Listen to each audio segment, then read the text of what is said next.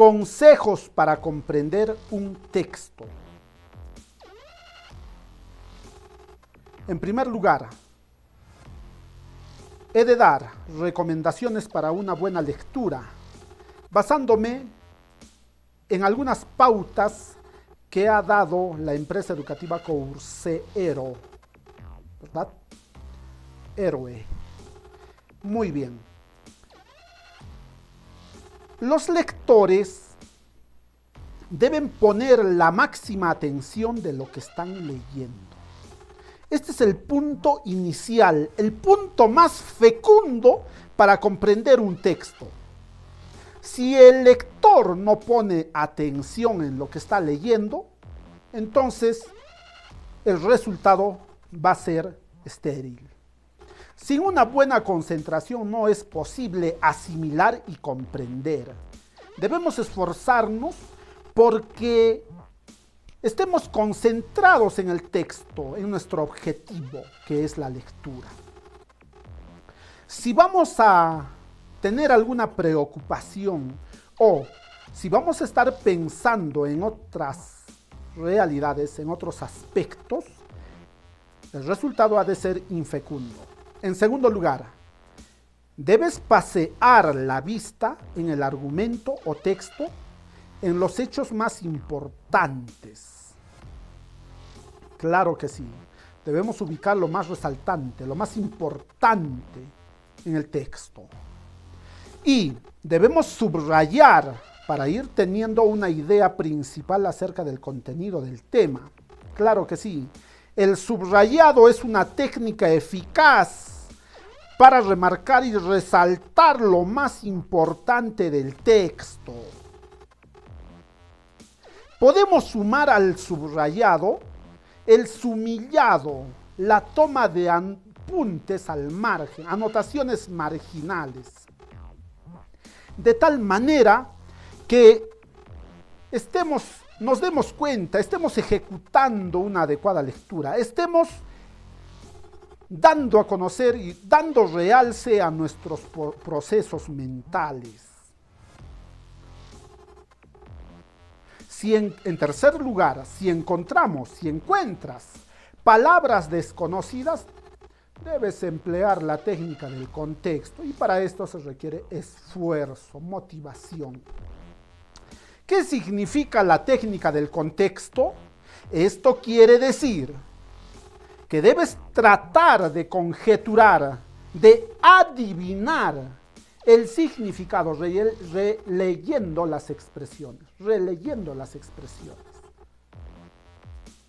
En otras palabras, el esfuerzo al que demos realce debe significar, por más que no conozcamos el significado de la palabra difícil, encontrar adecuadamente el significado que corresponde.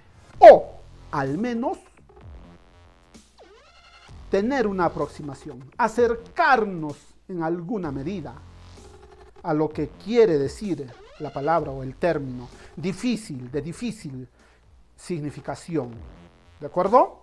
Muy bien. Y esto naturalmente cuando estemos dando una prueba escrita, un examen de admisión a alguna universidad de algún planeta o de algún país del planeta Tierra. Muy bien. Entonces, debemos esforzarnos por contextualizar la palabra compleja o la frase compleja. Y esto se logra con los otros textos contiguos. Si en una oración encontramos una palabra compleja, y esta palabra compleja es un sustantivo o un adjetivo, entonces las otras categorías gramaticales que acompañan a esta palabra, que rodean a esta palabra, dentro de la oración o dentro del enunciado o parágrafo, deben servir como ayuda para encontrar el significado exacto o aproximado de la palabra que desconocemos. Muy bien. En cuarto lugar, hemos de demostrar tranquilidad para lograr una óptima lectura. Es importante que anímica como corpóreamente nos sintamos cómodos para concentrarnos. Así es, la tranquilidad es clave, es un factor clave para que desarrollemos adecuadamente la comprensión de la lectura o del texto. Ya que si nuestro ánimo es deficiente, si la tranquilidad ha sido limitada por distintos factores como el estrés, la ansiedad, el nerviosismo o la preocupación, la decepción, etc., entonces estaremos en problemas a la hora de comprender un texto. Y corpóreamente también debemos estar en un estado de tranquilidad, de armonía con la naturaleza y con nosotros mismos. Porque si el cuerpo tiene algún problema de salud, si el cuerpo no está adecuadamente acicalado, si el cuerpo no está adecuadamente ubicado en una silla y ante una mesa, entonces hemos de tener limitaciones a la hora de comprender un texto. En quinto lugar, se debe leer en un ambiente determinado con una buena claridad, utilizando una mesa y una silla. Así es, el ambiente mínimamente debe tener una adecuada claridad. Si la habitación es oscura, hemos de tener problemas. Si la habitación tiene una excesiva claridad, entonces hemos de tener problemas. En segundo lugar, debemos utilizar una mesa y una silla. No debemos utilizar la hamaca. No debemos utilizar el asiento de microbús o del auto personal, ni tampoco algún mueble que aparentemente te dé comodidad, que no sea la silla, ¿de acuerdo? Y hemos de tener siempre una mesa o un escritorio para sentirnos cómodos y concentrados. Muy bien, estas recomendaciones son una propuesta de la empresa educativa Courseero. En segundo lugar, tenemos otras recomendaciones. Son los consejos para una buena lectura de la doctora Rocío Blas. Consejos para una buena lectura de la doctora Rocío Blas. Y son muchos los consejos. En primer lugar, el lugar de la lectura debe ser adecuado, debiendo estar la luz bien distribuida, sin resplandores o contrastes. Nuevamente se habla de la luz. La luz tiene que estar en un punto medio, ni muy restallante, ni muy resplandeciente, ni con contrastes fuertes. Si el sol cae directamente en tu habitación y tú estás ubicado ante el sol, entonces, y tú estás frente a la computadora o al ordenador, has de tener problemas. Si la luminosidad es tenue, sombría, penumbrosa, entonces también tendremos problemas. En segundo lugar, la lectura debe realizarse en el escritorio o mesa de trabajo, mas no en la cama. Entonces se resalta también este enunciado, este consejo, que también lo plantea Rocío Blas. Es evidente que una lectura debe ser ejecutada en un escritorio o mesa, mas no en la cama, mas no en la hamaca. Dirán algunos, pero yo me siento cómodo en la cama. A mí me gusta la lectura y yo leo en la cama.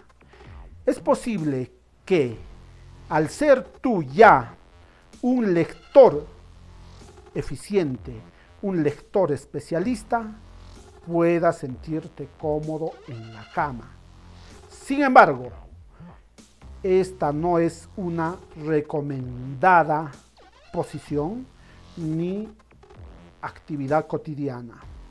Debemos utilizar la mesa y la silla, ¿de acuerdo? Correcto.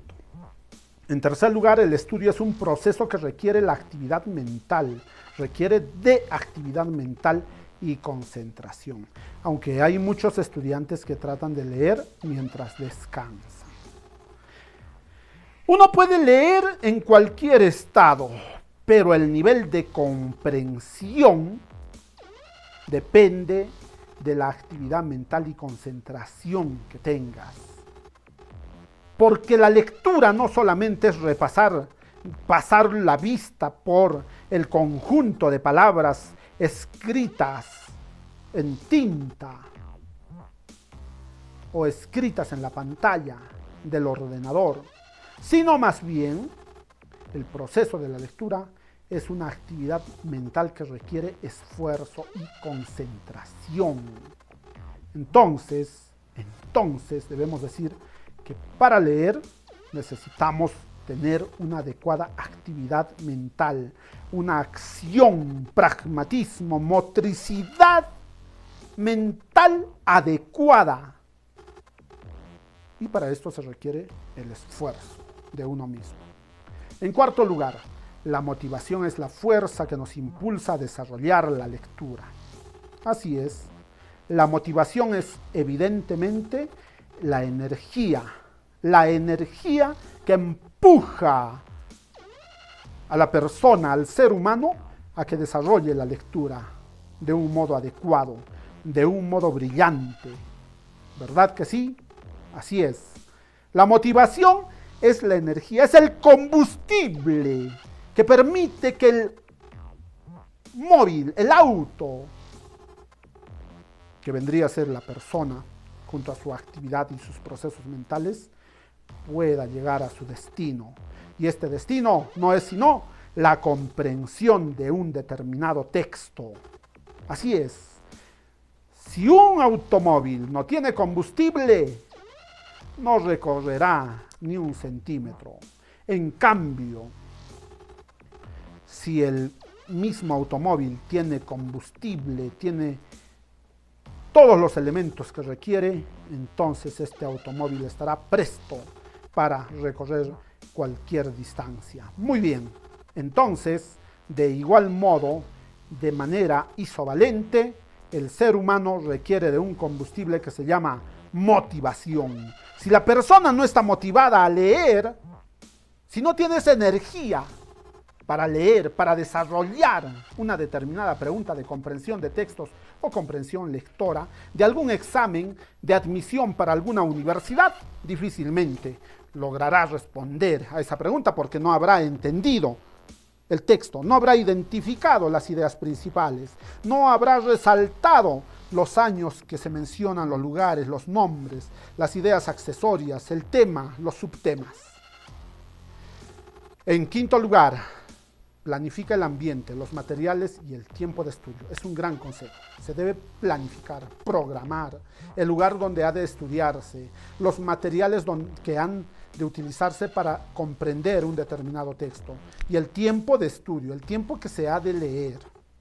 En sexto lugar, la persona que se encuentra ante un examen de comprensión de lectura debe recurrir por razones obvias al subrayado para resaltar las ideas principales que les permitan precisar el tema. Así es, debemos subrayar las ideas principales, los datos que nos parezcan relevantes, pero también podemos utilizar, en el séptimo consejo, también podemos utilizar otro tipo de líneas, ¿no? Podemos utilizar otro tipo de color de bolígrafo para subrayar las ideas principales en algunos casos y secundarias en otros. De esta manera podremos distinguir qué ideas son las más relevantes y qué ideas son complementarias. En efecto, y acompañar a este subrayado con la sumilla es una técnica eficaz. La sumilla o el sumillado significa que debes escribir con tus propias palabras a un costado o en la misma zona donde hayas subrayado, quizá por querer dar énfasis a lo que estás leyendo y comprendiendo. Y las anotaciones marginales pueden resumir todo el contenido de la página que has leído. Las anotaciones marginales, el subrayado, las anotaciones marginales, el subrayado, el sumillado son técnicas complementarias que se complementan mutuamente. Correcto. Luego se señala que al leer se debe poner especial atención en los encabezamientos de los párrafos y detenerse en los puntos más importantes. Claro que sí. Si me dan un texto de 3 párrafos, parágrafos o acápites, lo que debo hacer es analizar el título, el descubrimiento de América. Tengo que ponerme a pensar por qué le han puesto ese título, el descubrimiento de América. Quizá hayan descubierto el continente americano alguna civilización distinta a la española. Es posible. No sabremos qué significará el descubrimiento de América. Pero podemos encontrar datos curiosos en su interior. Buscaremos continente americano, incas, no encontraremos nada. Francisco Pizarro, tampoco. Cristóbal Colón, no encontraremos nada de esa información. Y solamente encontraremos María o Marta, ¿no? Marta, Marcos, Luis, un saludo, adolescentes.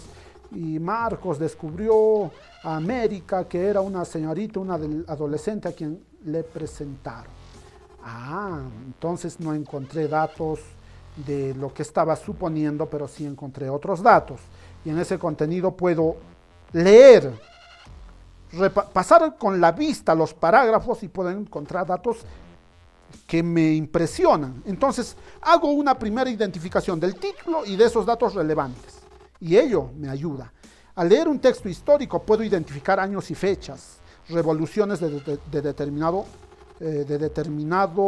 contexto, o puedo encontrar también personajes ilustres. Entonces, todas estas categorías que voy encontrando sin haber leído todavía detenidamente el texto, sino haciendo solamente una inspección inicial fugaz, premurosa, entonces esto me servirá para ubicarme, para circunscribirme, para enmarcarme en un determinado contexto. Y esto es muy importante, mis estimados jóvenes.